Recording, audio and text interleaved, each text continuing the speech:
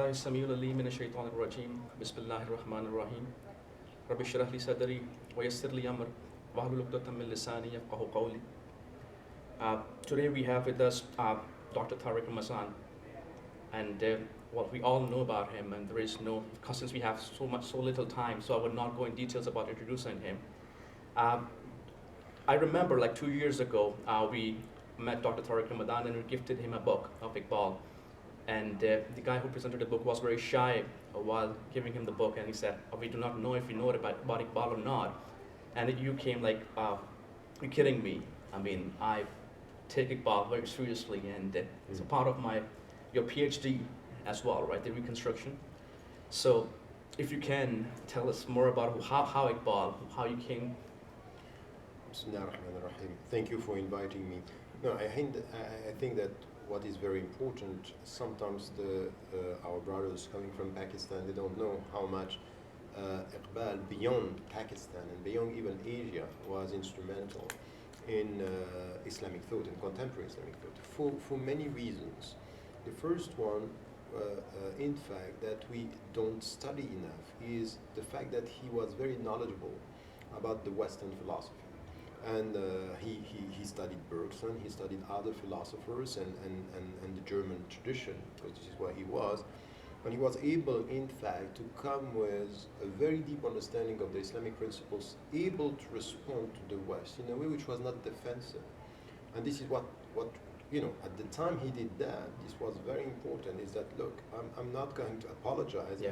I'm not on the defensive. This is a concept of death and life that I'm coming with from an Islamic perspective. So constructing an Islamic philosophical vision responding to the West and rooted in the Islamic tradition. So this is one part. Yeah. The second is what he did when he was giving the lectures around the reconstruction lectures. Exactly. Yeah. It's the everything which has to do with his understanding of the challenges from within. So in one way he was talking to the West in a very intellectual way and constructive. The second is was coming with a very challenging way of dealing with the Islamic principles and ijtihad, and the way he was talking about ijtihad was very instrumental.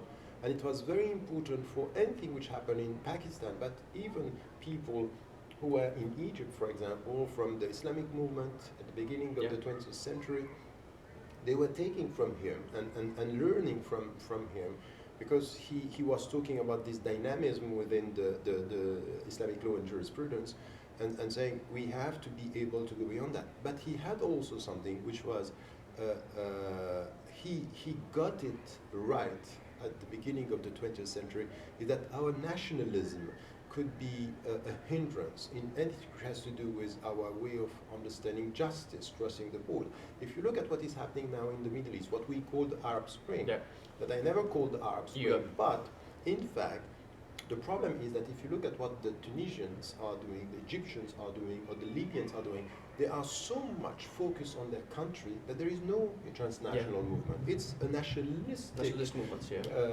They are nationalistic movements and no connection. And in the beginning, it's a disconnect. Exactly, he was saying, stop talking about being a Pakistani and Iraqi. And I quoted this in the first book I wrote about him, and then in the PhD that I wrote on the contemporary Islamic thinkers and reformers.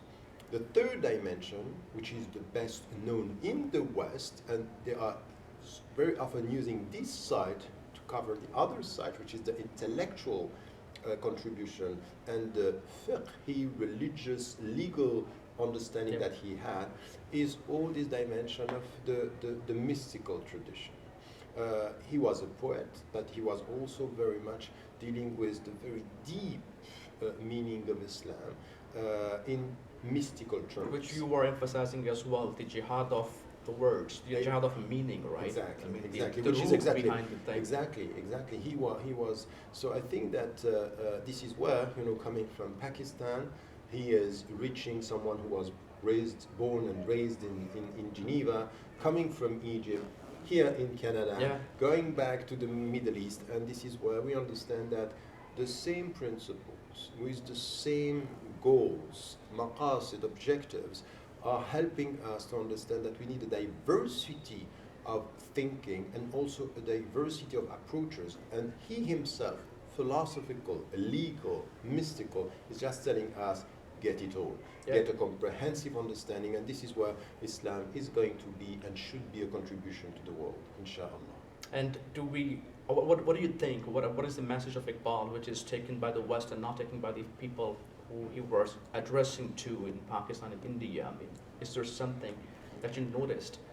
Yes, I think that there is something which is, a two-way process. What is taken from Iqbal in the West is very often, look, he was a poet, an artist, and a mystic, a Sufi. Yeah. He's coming from the so it's we can take from We him can take this this dimension. part of Iqbal. Yes, Okay. exactly. I'm saying this is the other Islam. We have very often this in in Britain, in the States, in English, and in other European languages is this is the good Islam. Yeah. Take this. We are comfortable with this, right? Exactly. Yeah. And we neglect everything else that he was saying. He was a very important political figure, Yeah.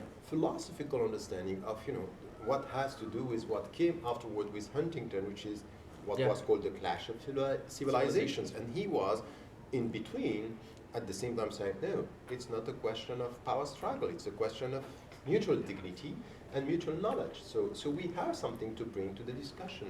So, and this part is not very often emphasized in the West. On the other side, and this is where we have to be self-critical, is that very often the Muslims, and in Pakistan, this is the reality of it, we are dealing with struggling for power and dealing with very narrow understanding of what the legal Islamic framework is, and we don't take the universality and the broad and very deep vision of what should be our relationship to the Islamic objectives, more than only obsessed with the Islamic rules. We need to read the rules in the light of the objective, and the objective is a jihad in-nafs. When someone is talking about spiritual democracy, he's telling you, get it right.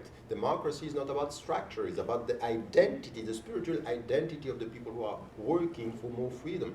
And I think that some Muslims are celebrating Iqbal at the surface of what he did, not with an in-depth understanding of who he was and what he brought to the discussion that we need today. Last question. I mean, what do you think? Why is it happening? I mean, why are they taking it all on surface? Is it the we are not knowledgeable? We think Iqbal is too difficult, or it's happening with all the scholars right now, right? I mean, this is a common problem. Yes, it's a common problem, and I think that what you are saying is something which is, let me put it quite bluntly, it's an international Muslim disease, which is we are on the defensive.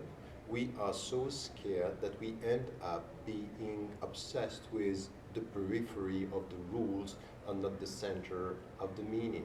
And we deal with our scholars in such a way, and sometimes this psychological crisis that we are facing is making us think that the best way to protect ourselves is through rules and rejection.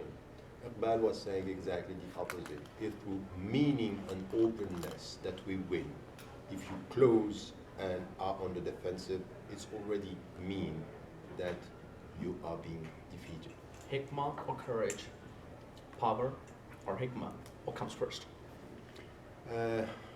No, I think that what the motto for everything that I have been saying here in my presence is we need to understand the very meaning of hikmah, wisdom.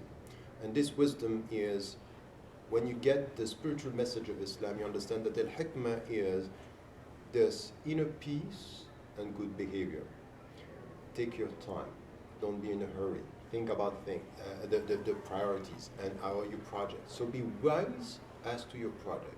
But now know, as it happened with the Prophet ﷺ, that people are not going to accept you the way you are. You call for peace, they launch wars. So you have to be prepared. You have to be equipped. So with this, you have to be courageous. Courageous as to this resistance. And there will be no true wisdom without courage. And there will be no courage if you are not imbibed with wisdom. Dr. Tariq Ramadan, thank you so much for your time. It's a pleasure having you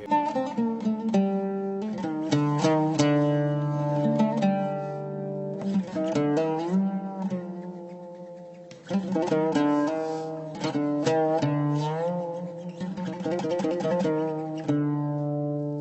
الله.